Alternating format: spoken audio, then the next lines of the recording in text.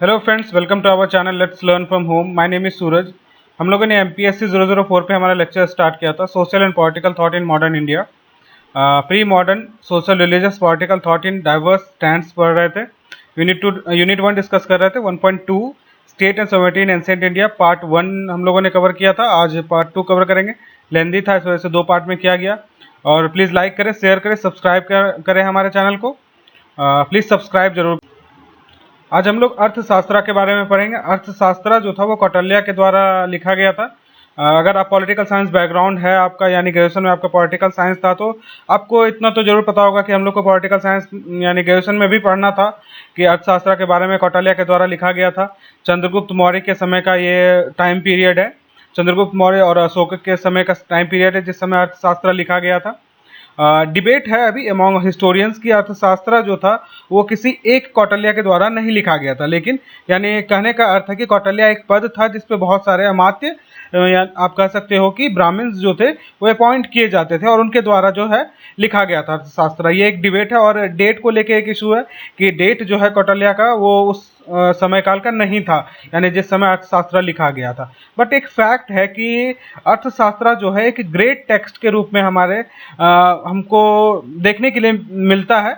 यानी आप कह सकते हो स्टेट क्राफ्ट पे ग्रेट टेक्स्ट के रूप में उभर कर आया है अर्थशास्त्र, जो आपको रिटन फॉर्म में है। आइडियाज ऑफ कौटिल्य, अब देखते हैं कि कौटिल्य का क्या क्या आइडियाज था अर्थशास्त्र में। सपोर्टेड स्ट्रांग मोनार्की, यानी वो एक स्ट्रांग मोनार्की को सपोर्ट किए थे। आप कह सकते हो कि मोनार्की सिस्टम को सपोर्ट किया गया था, ठीक है। यानी अर्थशास्त्र में भी मोनार्की सिस्टम प्रिवेल था, not in the favour of absolute monarchy. मतलब कहने का अर्थ है कि स्ट्रांग मोनार्की हो लेकिन एब्सोल्यूट मोनार्की नहीं होनी चाहिए, यानी डेमोक्रेटिक फॉर्म ऑफ मोनार्की होनी चाहिए, यानी जिसमें पीपल्स का जो है इंपॉर्टेंस ज़्यादा हो, ठीक है। तो एब्सोल्यूट मोनार्की ना होके एक स्ट्रॉन्ग यानी डेमोक्रेटिक स्ट्रॉन्ग मोनार्की के रूप में उभर कर आना चाहिए। King is the consider to be the last word in all matters. मतलब इसमें कहने की कोशिश की जा रही है कि किंग का जो लास्ट वर्ड था उसको एक आप कह सकते हो कि लास्ट वर्ड होनी चाहिए थी किंग की, यानी हर डिसीजन में आप किंग का जो है डिसीजन इंपॉर्टेंट था, यानी लास्ट वर्ड जो था वो किंग का होता था, यानी किंग का डिसीजन फाइनल डिसीजन, यानी किंग का कॉल जो था वो फाइनल कॉल होता था, ठीक है। डिस्चार्ज ऑफ ड्यूटीज, किंग का जो रोल था वो बहुत सारे रोल डिस्क्राइब किया गया था इस अर्थशास्त्र में। बहुत सारे सेक्शंस बनाए गए थे अर्थशास्त्र में, चैप्टर्स थे। चैप्टर्स हैं जिसमें किंग्स का रोल, किंग फैमिली का रोल, अमात्य का रोल, आप कह सकते हो कि हर किसी का रोल आपको देखने के लिए मिलेगा कि किस तरह से सबका रोल जो था वो डिफाइन किया हुआ था कि आपको क्या करना है, क्या नहीं करना है, किस तरह से पीपल्स के बीच में अपना पावर को शो करना है। ये सब बहुत कुछ लिखा हुआ था अर्थशास्त्र में, लिखा हुआ है। डिस्चार्ज ऑफ ड्यूटीज, ड्यूटीज के बारे में बताया गया किंग का क्या क्या ड्यूटीज होनी चाहिए, ठीक है। नेक्स्ट पॉइंट है राइट काउंसलर एंड प्रीस्ट। मतलब काउंसलर का जो डिसीजन होना चाहिए और प्रीस्ट का जो डिसीजन होना चाहिए, आप कह सकते हो कि एक एडवाइजरी बॉडी है, इनका जो एडवाइस होना चाहिए वो बहुत ही राइट वे में होना चाहिए, जो वेलफेयर और हैप्पीनेस की तरफ से, मतलब आप कह सकते हो कि वेलफेयर और हैप्पीनेस की तरफ ले जाया कोई भी डिसीजन, ठीक है, जो राइट हो स्टेट के लिए और स्टेट के पीपल के लिए, राइट डिसीजन हो, वो एडवाइस करना चाहिए। उसके बारे में बात की गई। सिविल लॉज के बारे में बात की गई, क्रिमिनल लॉज के बारे में बात की गई, ठीक है। रिवॉर्ड्स एंड पनिशमेंट के बारे में बात की गई, अच्छे काम के लिए रिवॉर्ड्स दिया जाए और बुरे कामों के लिए पनिशमेंट के रूप में पनिशमेंट दिया जाए, ठीक है। The king is above others and but not above others and but not above the dharma. मतलब इसमें एक चीज और कही गई कि किंग जो है वो हर चीज से ऊपर हो लेकिन धर्मा से ऊपर ना हो। तो इग्नू के बुक में धर्मा का मीनिंग दिया गया है obeying customary law and square law and protection of his subjects life and property. मतलब इसमें कहने की कोशिश की जा रही है कि धर्मा का मीनिंग कि कस्टमरी लॉज को भी फॉलो करे, जो लॉज कुछ पुराने समय से चले आ रहे हैं उस लॉ को भी फॉलो करे, और स्केयर लॉ जो बनाए गए हैं नए लॉ उसको भी फॉलो करे, और सब्जेक्ट्स का जो आपने रिस्पॉन्सिबिलिटी लिया है लाइफ एंड प्रॉपर्टी के प्रोटेक्शन का, यानी पीपल्स के लाइफ एंड प्रॉपर्टी के प्रोटेक्शन का, तो उसको भी फुलफिल करे। यानी धर्मा का जो मीनिंग है ये है, ठीक है। Suggestion to deal with friendly and hostile neighbours and organisation army. मतलब इसमें एक तरह से ये भी सजेस्ट किया गया कि कैसे फ्रेंडली नेशन के साथ आप डील करें, हॉस्टाइल नेशन के साथ डील करें, यानी फ्रेंडली नाइबर्स के से किस तरह से आप डील करें, हॉस्टाइल एनिमी नाइबर्स से डील करें, ऑर्गेनाइजेशन आर्मी से, यानी छोटे छोटे आर्मी फॉर्म जो हो जाते हैं थे स्टेट में छोटे छोटे जगहों पे, तो उससे किस तरह से आप डील करें उसके बारे में बताया गया। जिसमें आपको देखने के लिए मंडल थ्योरी में बेसिकली आपको देखने के मिलेगा कौटिल्य का। प्रोटेक्ट एग्रीकल्चर फ्रॉम ऑपरेशन, ठीक है, ऑपरेशन, ठीक है। इसमें कहने की कोशिश की गई है कि एग्रीकल्चर को किस तरह प्रोटेक्शन किया जाए, एग्रीकल्चर को बढ़ावा किस तरह दिया जाए, यानी फार्मर्स को ऑपरेस्ड ना फील करें, उसके बारे में बात की गई, ठीक है। आगे देखते हैं क्या है। Take care of orphans, aged and helpless, मतलब इसमें कहने की कोशिश की जा रही है यानी अर्थशास्त्र में कि किस तरह से आप ऑर्फेन्स का केयर कर सकते हो, यानी ये एक तरह से आप कह सकते हो कि इंस्ट्रक्शन के रूप में बताया गया अर्थशास्त्र में कि किस तरह से स्टेट या किंग जो है ऑर्फेन्स का हेल्प करे, एज्ड पीपल का हेल्प करे, हेल्पलेस का हेल्प करे, ठीक है। Happiness should be the main concern, मतलब एक किंग के लिए और स्टेट के लिए जो होता वो पीपल्स का हैप्पीनेस और स्टेट का हैप्पीनेस जो था होना चाहिए था, वो मेन कंसर्न होना चाहिए था, उसके बारे में डिस्कस की गई, ठीक है। वेलफेयर एक्टिविटीज़ के बारे में बताया गया कि किंग को जो है वेलफेयर एक्टिविटीज़ करने चाहिए, प्रमोशन करना चाहिए, एक तरह से आप कह सकते हो कि कुछ गेम्स स्पोर्ट्स के बारे में बात की गई कि उस तरह से अपने पावर को शो किया जाए। डिसिप्लिनिंग द सिटीजन्स, मतलब इसमें कहने की कोशिश की जाइए कि एक दंड नीति के बारे में बात हो रही है यहाँ कि एक दंड नीति बनाई गई कि सिटीजन को कैसे डिसिप्लिन किया जाए, अगर कुछ और एक प्रावधान बताया गया कि कौन से फॉल्ट के लिए या कौन से गलतियां के लिए जो है आपको कितना पनिशमेंट डिसाइड होगा, कितना दिया जाएगा पनिशमेंट, वो एक दंड नीति के रूप में फॉर्म किया गया ताकि सिटीजन को डिसिप्लिन किया जाए। और नेक्स्ट पॉइंट है, a king was considered as chosen leaders of the peoples and his important duty was to protect his people and to punish the wrong doers, मतलब इसमें कहने की कोशिश की जा रही है कि किंग जो है चूजन लीडर के रूप में उभर कर आए पीपल्स के द्वारा, और उसका उनका जो इम्पोर्टेंट ड्यूटी था वो पीपल्स को प्रोटेक्ट करना था और रॉन्ग ड्यूअर्स जो थे वो उनको जो था उनको पनिश करना था। यानी हम लोगों ने अपने लाइफ और प्रॉपर्टी का जो आपको रिस्पॉन्सिबिलिटी दिया किंग को, उसके बारे में बात की जा रही है, जैसे कि पीपल्स का जो था उनको प्रोटेक्ट करे और रॉन्ग डूअर्स जो मिसचीव्स कर रहे हैं सोसाइटी में या स्टेट में तो उनको जो है पनिश करे। एक किंग का काम था, मेन पर्पस जो था किंग को क्यों बनाया गया, एक लीडर के रूप में क्यों सेलेक्ट किया गया, उसके बारे में बताया गया है किंग, ठीक है। आगे देखते हैं हमारा क्या पॉइंट। अब आते हैं तिरुकेकुरल, ठीक है। ये तिरुवल्लुवर द्वारा लिखा गया था तिरुकेकुरल, ये तमिल टेक्स्ट है जो 2nd सेंचुरी एडी में लिखा गया।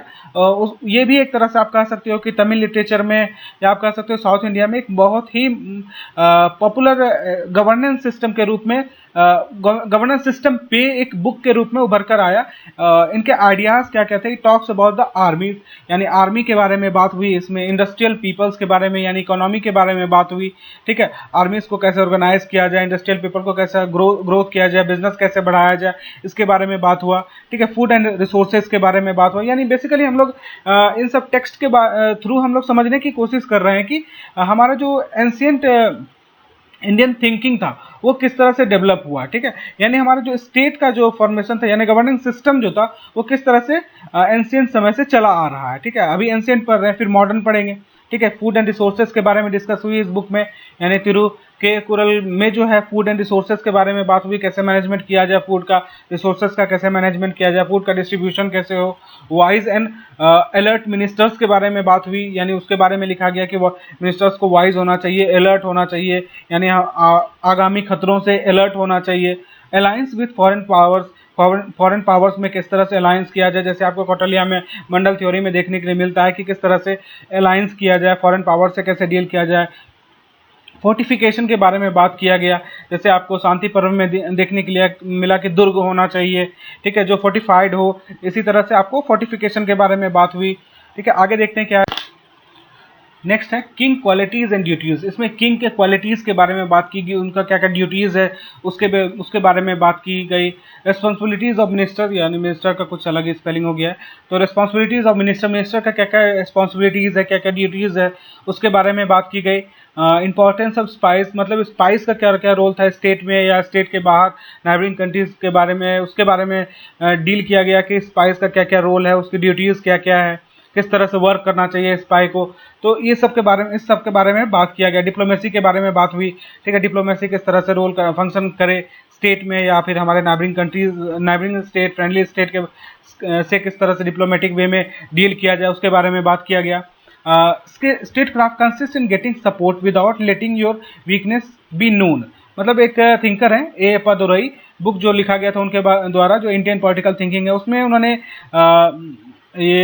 इस बुक के बारे में डिस्कस किया था कि स्टेट क्राफ्ट जो है वो इस तरह से होना चाहिए कि आप सपोर्ट लो लेकिन आप अपने वीकनेस को ना बताओ, ठीक है। यानी स्टेट क्राफ्ट एक तरह से आप कह सकते हो कि आर्ट है जिसमें आप सपोर्ट लेने की आवश्यकता, यानी लेना आपको पड़ेगा, सपोर्ट लीजिए लेकिन अपने वीकनेस को मत बताइए। इस तरह से आप कह सकते हो कि अप्पादुराई ने इस बुक को जो है डिफाइन किया था कि क्या क्या लिखा हुआ था इस बुक में।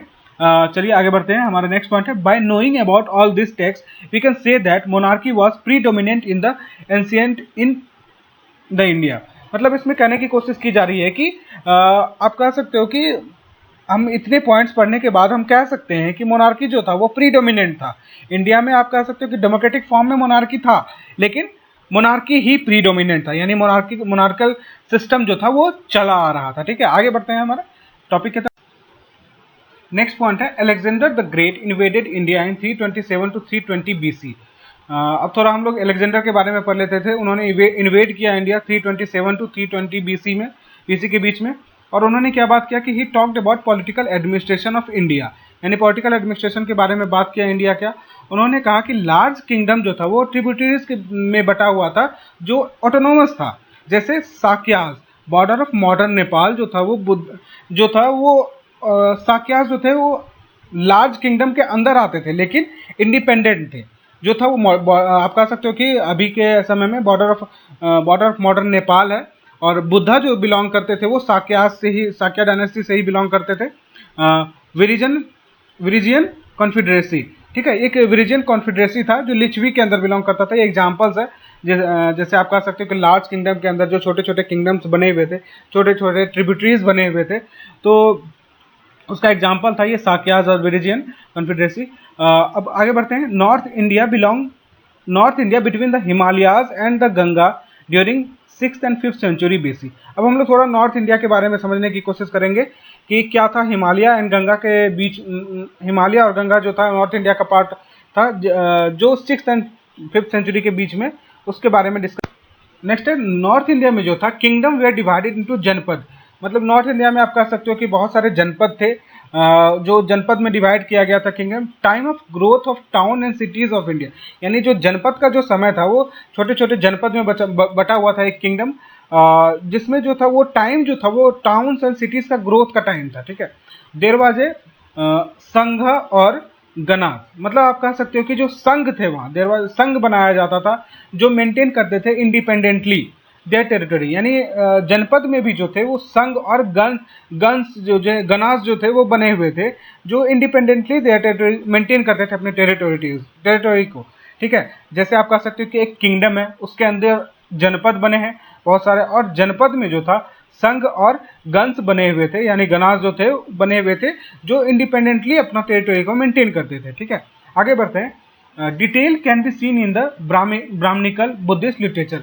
मतलब कहने की कोशिश की जा रही है कि जो आप इसके बारे में जो डिटेल्स है संघ और गणास के बारे में, जनपद के बारे में, वो आपको ब्राह्मणिकल और बुद्धिस्ट लिटरेचर में आपको देखने के लिए मिलता है इसका, ठीक है। फ्रॉम पाणिनि के बारे में पढ़ते हैं कि जो 5th सेंचुरी बीसी में पाणिनि एक बहुत एमिनेंट थिंकर राइटर हैं। तो उन्होंने क्या लिखा था कि Panini wrote first grammar book in Sanskrit. Panini ने जो था वो फर्स्ट ग्रामर बुक लिखा था संस्कृत में, जिसमें डिसीजन मेकिंग थ्रू वोटिंग के बारे में बात किया था, ठीक है। यानी उन्होंने कुछ स्टेट क्राफ्ट के बारे में भी लिखा था पाणिनि अपने बुक में। तो उन्होंने भी क्या लिखा था कि डिसीजन जो मेकिंग होता था वो वोटिंग के थ्रू होता था। तो उन्होंने डेमोक्रेटिक मोनार्की के एक तरह से आप कह सकते हैं कि उसके बारे में बात किया था। All these points are fact that democratic rule and public opinion were very much repeated in the ancient political tradition in spite of dominant trend of monarchical government। मतलब इस पॉइंट में कहने की कोशिश की जा रही है कि बहुत सारे जितने भी फैक्ट्स हम लोग देखे, जितने भी पॉइंट्स हम लोग पढ़े, तो उसमें देखे कि डेमोक्रेटिक रूल आपको कहीं ना कहीं देखने के लिए मिला, यानी डेमोक्रेटिक रूल का रिलेंस जो था आपको देखने के लिए मिला, पब्लिक ओपिनियन का जो था आपको झलक देखने के लिए मिला। लेकिन आप कह सकते हो कि लेकिन जो सिस्टम था, जो था रूलिंग सिस्टम जो था वो मोनार्किकल गवर्नमेंट के रूप में आपको देखने के लिए मिला, यानी मोनार्की जो था प्रिवेल था। लेकिन आप पब्लिक ओपिनियन के बारे में भी देखने के लिए मिला एंशिएंट इंडिया में आपको आप कह सकते हो कि पब्लिक ओपिनियन डेमोक्रेटिक रूल्स देखने के लिए मिला। मोनार्किकल सिस्टम जो था, यानी आप कह सकते हो कि मोनार्किकल गवर्नमेंट जो था वो प्रिवेल होता है, यानी democratic form of monarchical government जो था वो प्रिवेल हो रहा था। तो मिलते हैं अगले लेक्चर में। नेक्स्ट टॉपिक होगा 1.3 state and sovereignty in modern India. Thank you so much for watching. Like करें, शेयर करें, सब्सक्राइब करें और प्लीज़ कमेंट करें। ठीक है, मिलते हैं अगले लेक्चर में। Bye bye.